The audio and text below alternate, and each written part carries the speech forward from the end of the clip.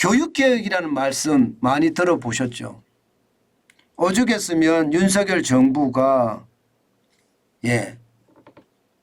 노동개혁, 연금개혁, 교육개혁 이렇게 3대 개혁을 들고 나왔겠습니까? 그중에서도 교육개혁을 들고 나온 데는요. 그만한 이유가 있습니다. 그만한 이유가. 여러분도 알다시피 학생 수는 굉장히 빠른 속도로 줄어듭니다. 시골에 가면 초등학교, 중학교, 고등학교가 다 없어지고요. 대학도 정원을 못 채워서 난리가 나 있습니다.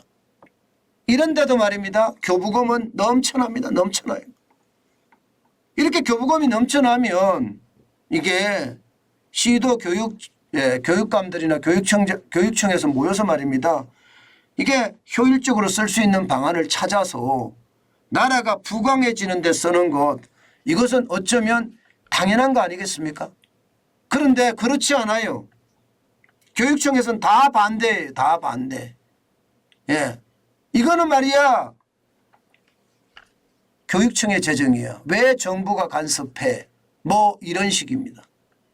그런데 여러분 어느 정도길래 제가 이렇게까지 이야기하느냐 한번 보실래요? 교육청에 돈이 진짜 펑펑펑 된다는 사실 말입니다. 여러분 이거 한번 보세요. 3년세입니다. 지방교육재정교부금, 이게 교육교부금이라고 일반적으로 이야기하는 건데 증가율이 41.6%예요. 3년 새에 말입니다. 장난 아니게 늘어나죠. 왜 이렇게 늘어날까요? 이거 늘어나는 것은요. 정해져 있습니다.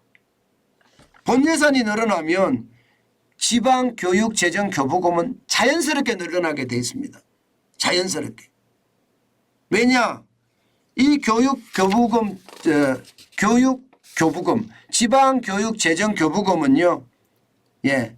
20.73%라는 게 정해져 있거든요. 이게 1970년대에 이미 말입니다. 이미 이 법으로 못을 박았습니다. 내국세의 20.79%다. 73%가 아니고 79%입니다. 이렇게 잡았습니다. 그러다 보니까 지방교육재정교부금은 날로 늘어납니다. 2016년까지만 하더라도 이게 국세라는 게 지금보다 낮았잖아요. 그런데 이게 올라가니까 난리가 난 겁니다. 실제로 보세요. 2020년도 지방교육재정교부금은요. 53조 5,112억 원이었습니다. 그런데 2023년도 75조 7,606억 원입니다.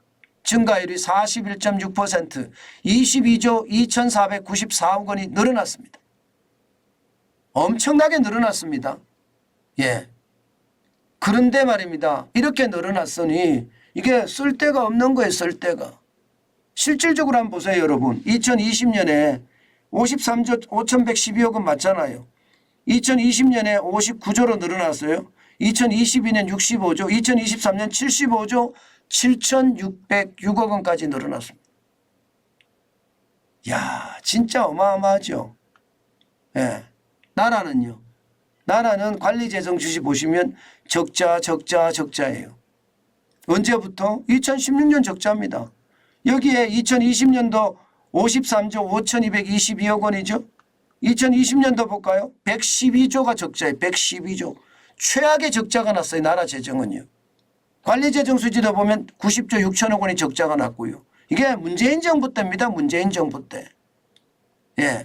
교육교부금은 많아서 차고 넘치고 나라 재정은 쉽게 말하면 엉망이 되고 지금 올해도 보세요. 올해도 이대로 가면 여러분 적어도 나라 재정은요 100조 이상의 적자가 날 가능성 굉장히 높아졌어요.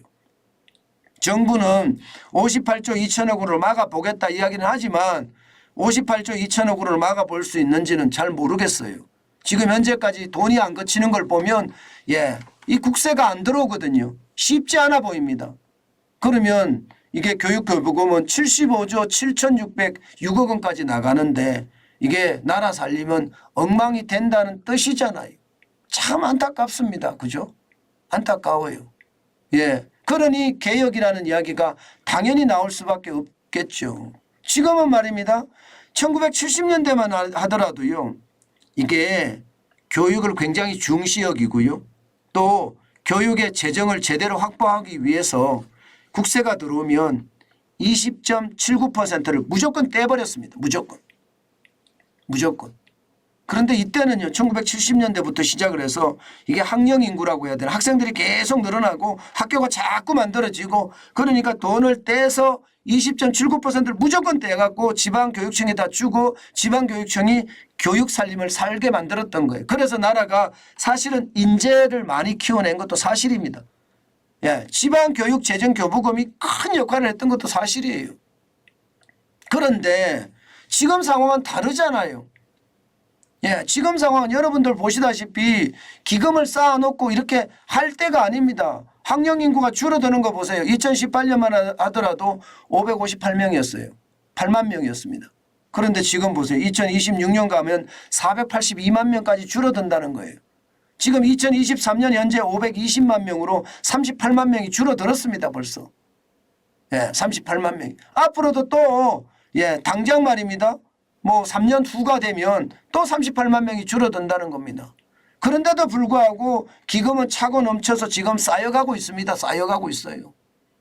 예, 이게 돈을 다 못 쓰면 기금으로 적립이 되거든요. 2019년에 1조 7,833억 원이 적립이 됐습니다. 그런데 올해는 26조 7,983억 원이 적립이 되고 있습니다. 그러면 여러분 이게 나라를 운영하는 사람들 입장에서 보면 기본적으로 말입니다. 돈을 효율적으로 쓸 필요가 있겠죠. 1970년대 학생들이 많이 늘어날 때 또 이게 교육재정의 안정적 확보가 되지 않을 때 법으로 만들어서 무조건 떼서 줘. 이게 통했습니다.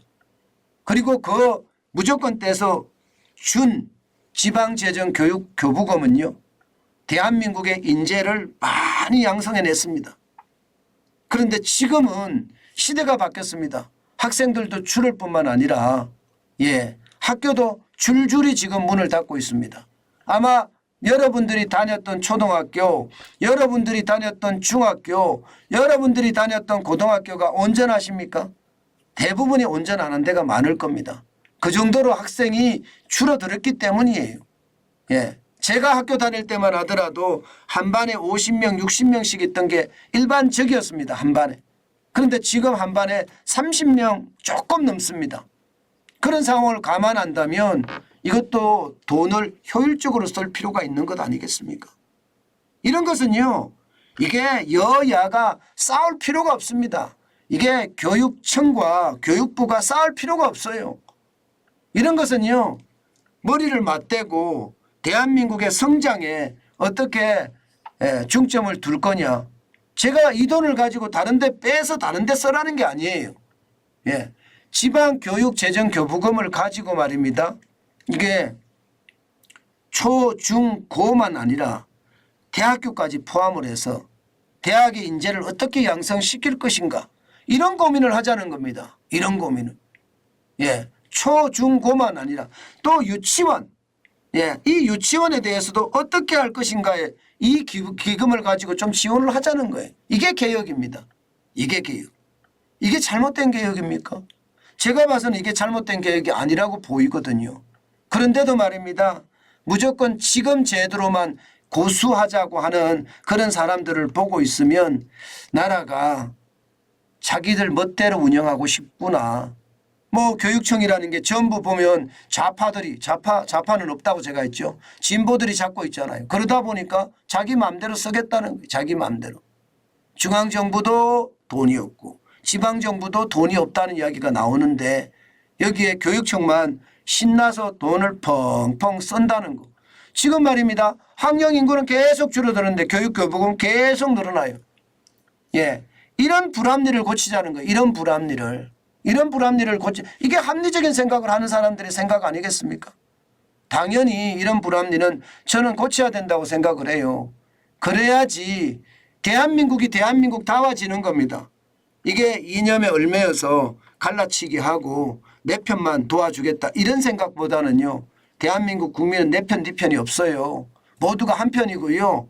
예, 네 편이라고 생각하는 사람 저 북한으로 넘어가면 돼요. 북한으로. 우리나라에 있지 말고 그냥 북한으로 넘어가세요. 예, 저는 그게 필요하다고 봅니다.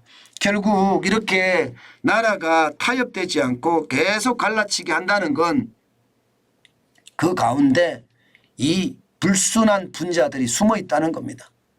예, 간첩들 말입니다. 간첩들. 아니면 김정은이한테 협조하는 사람들. 진짜 많이 숨어 있다고 하잖아요.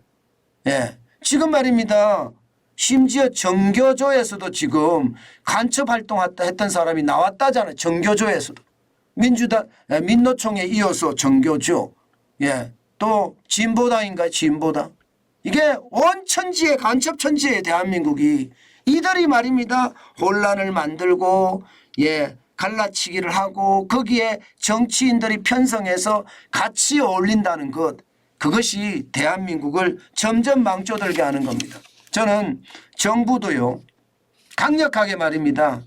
전국에 산재해 있는 간첩들 제대로 잡아내고요. 예, 그들이 사회 혼란을 야기시키지 못하게끔 만드는 것. 그리고 국가 지도자라는 정치인들도요.